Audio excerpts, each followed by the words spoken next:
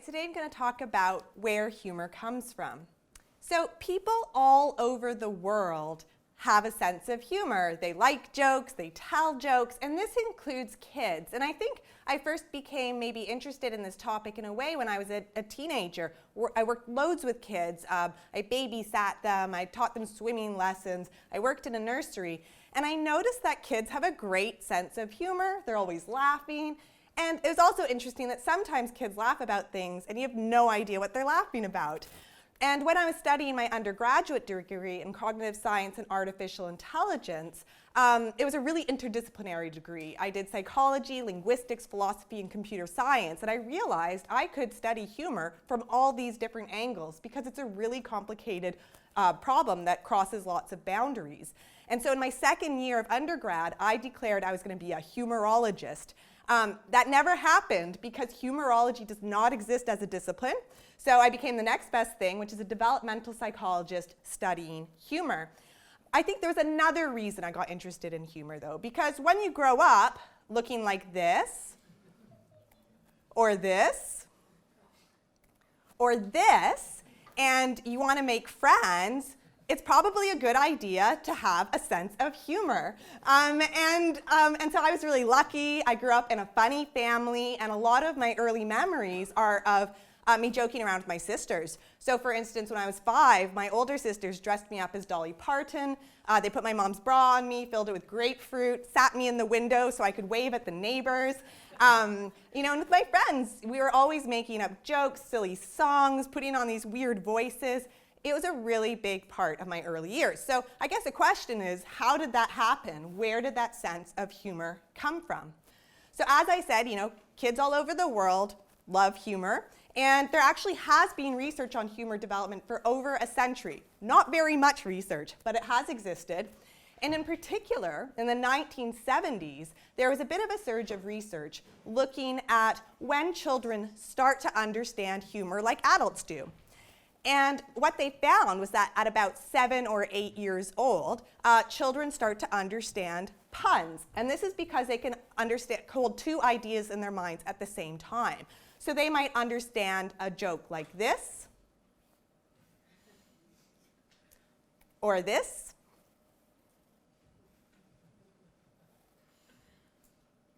or this. And so, this is really great findings, really interesting, but I think there's a few things here, and one of them is, are puns really the epitome of adult humor? In my house it is, but I think a lot of people maybe aren't into puns. Maybe they're into satire or irony or slapstick. There's lots of different types of humor. And the other thing is, if you have a child, or maybe you've met a child, or you've been a child, 7 or 8 years seems like a pretty late age to say that's when you developed a sense of humor. It seems to happen a lot earlier. So for instance, we've got this baby here who I think has a pretty good sense of humor.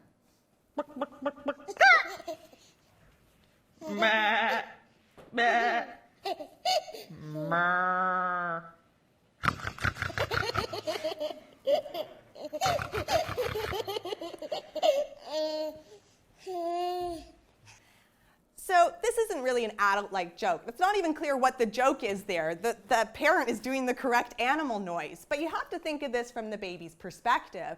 It might be that what this baby finds so funny is that their parents are making really strange noises, and pig sounds in particular are kind of weird. And that might be what's funny.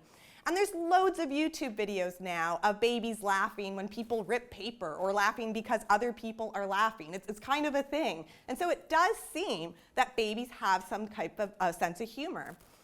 Gina Miro at Johnson State College in Vermont has been researching this more recently.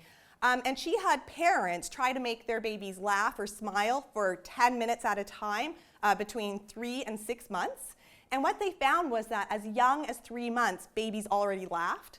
And the kinds of things they would smile and laugh at were often things that parents did that were kind of funny. So maybe parents put things on their head, play peekaboo, blow raspberries. As they got older, by 6 months, babies were much better at smiling and laughing at the right time when parents made jokes. And you might just think maybe the babies are smiling and laughing because their parents are. By 6 months, that wasn't really the case. They were laughing more in response to the jokes rather than just because their parents were smiling or laughing. She's also, sorry, that was our next heading, do babies have a sense of humor? She's also done a series of experiments to see if babies get jokes. So here's an example of one study where the experimenter does something silly. So she's beeping her clown nose. Baby's looking at her mom, trying to figure out what's going on. She starts to smile. Looks to her mom again. What's going on? She's smiling even more.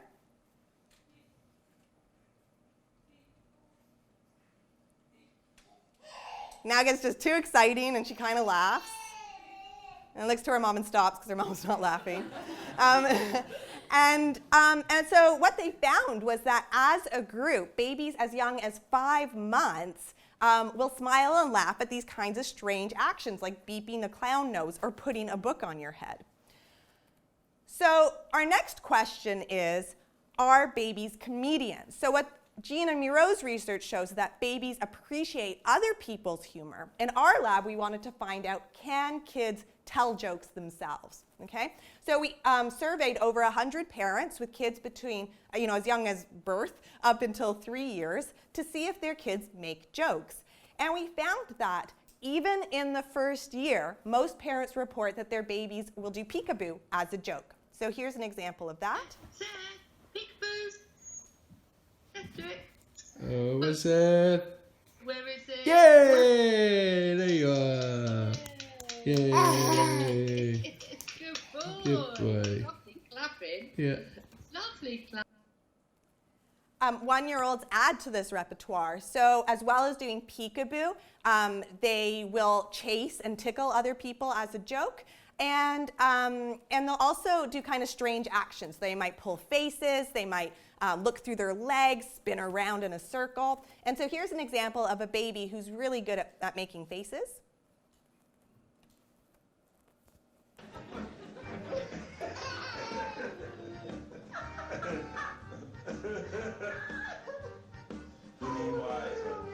Give him the evil look.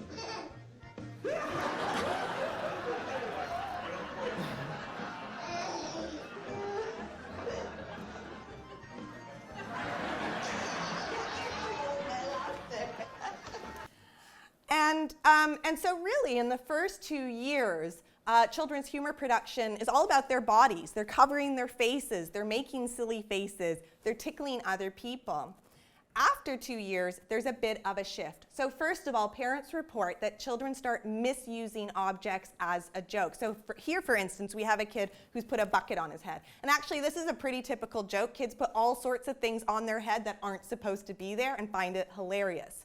Now, this doesn't seem like a very sophisticated kind of joke, but I think it is, because it shows that at this age, children understand how to use objects in our world, and they can also subvert this and come up with new uses, new ways to use objects. And if you think of other species, for instance, there's a dog in this photo, other species don't tend to invent objects, at least not to the same extent as humans. And the fact that we have so many things, we've got chairs in this room, I've got a computer, we've got monitors, it means that there's lots of objects we can use and there's lots of objects we can misuse. So there's probably only so many peekaboo jokes you can make. Now that you have objects, this gives you a great basis to having millions of jokes. A second type of joke that children do is they say really nonsensical things. So they might say nonsense, like blah, blah, or they just say weird sentences. So for instance, one parent reported that their child said, "Dinosaurs eat the wall," as a joke. And this kind of sounds like the beginning of the absurdist movement. I mean, there's no big punchline.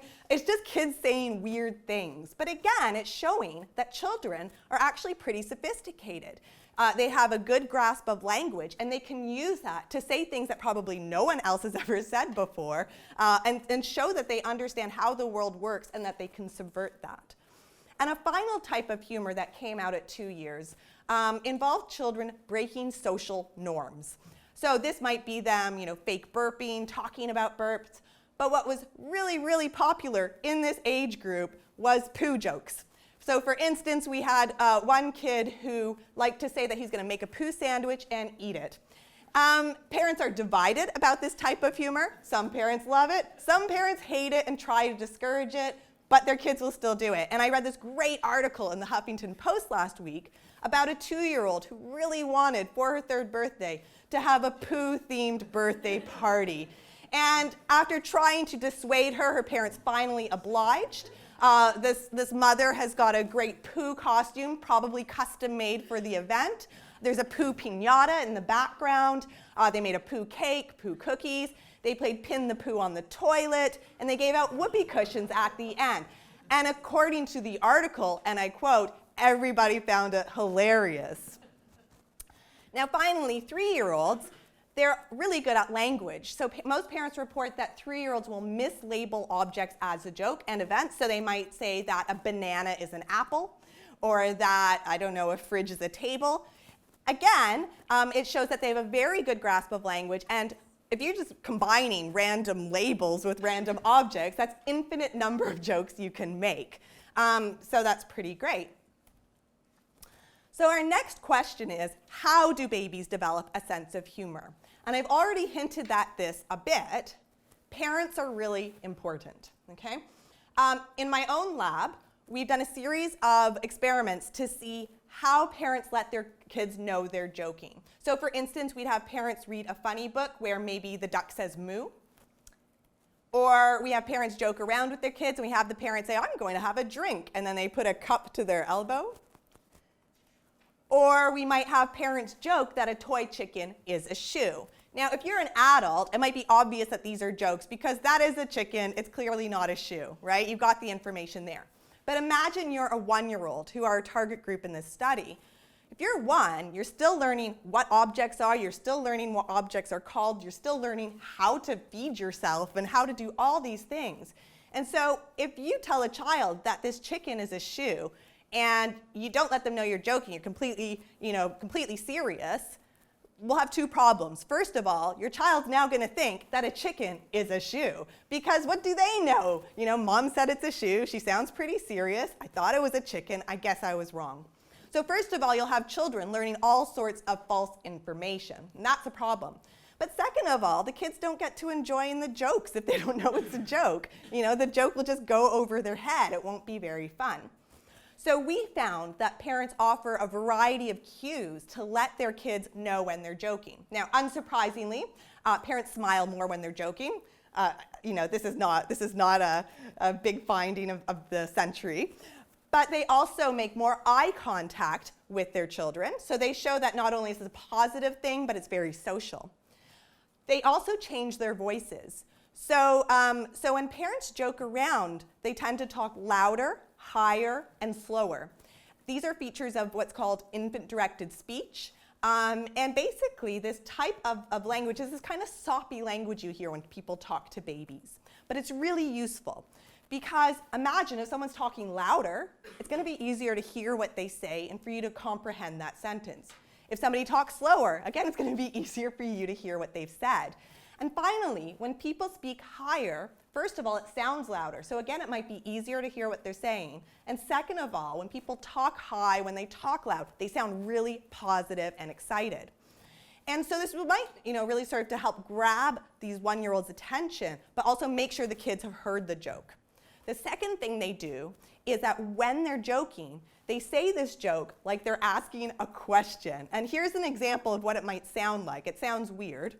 Mummy drinks baby's bottle. So we have loads of parents. So in this book, the joke was Mummy drinks baby's bottle. And we have parents saying things like, the ducks say moo. And so they're saying all these things. They're not statements, like they're a question. So they're letting their kids know while they're joking, don't take this seriously, don't believe it. And finally, if that's not enough, they basically explain the jokes to their kids. Now, imagine you tell a joke to your friend and you explain it, and your explanation is actually longer than the joke itself. That might not be great. But if you're a 1-year-old, you might not understand the joke, and so this could be really helpful. And so when parents say something like, the ducks say moo, they often follow this up with what we call disbelief statements. So they say, that's not right. What do ducks really say? Cows say moo. And in doing that, they're explaining the joke. They're telling their kids it's wrong, and they're helping their kids figure out what's funny about it. And it turns out that the more that parents use disbelief statements, the more that these children talk. Now remember, these are 1-year-olds, so I'd love to know what the kids are saying, but if you've ever talked to a 1-year-old, it does sound a bit random. But regardless, maybe they're kind of saying, no, ducks say quack in their 1-year-old speak. They're really engaging with it. So finally, our last question is, do babies make up jokes or do they just copy them? Now, it probably seems like I've already covered this. Parents report that kids are making jokes from the first year. But a really big topic in developmental psychology over the last 3-4 decades has been imitation. Babies and toddlers are great at copying people. And it's important because, as I said, we've got millions of objects in the world. We've got loads of words. The way to learn them most efficiently is to copy others, and that's what babies do. And even as an adult, if you're going to learn how to use a new computer program, it's a lot easier just to copy than to figure it out for yourself. So there's been so much research on kids copying to the extent that actually we don't know that much about what kids can do for themselves when they're really young. And so we asked parents if their kids copy their jokes or if they make up their own jokes. And parents reported that under 2 years, they just copy them. They don't tend to invent them. After 2 years, they also start inventing them. But even though research shows that parent reports are generally quite good, I think for this question, it's hard to know if it's the right way to go. Because even if a parent thinks their kid's telling a new joke, maybe the kid actually was at grandma's last week and she told a joke and now they've repeated it to their parent. How's a parent going to know that? So they might not know for sure whether their kids are telling a joke or not.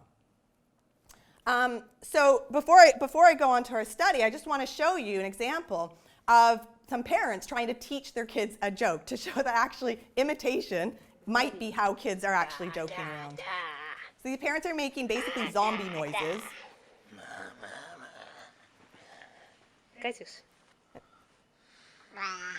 And the baby copies it and smiles. The parents kind of reinforce it again, making their zombie noises.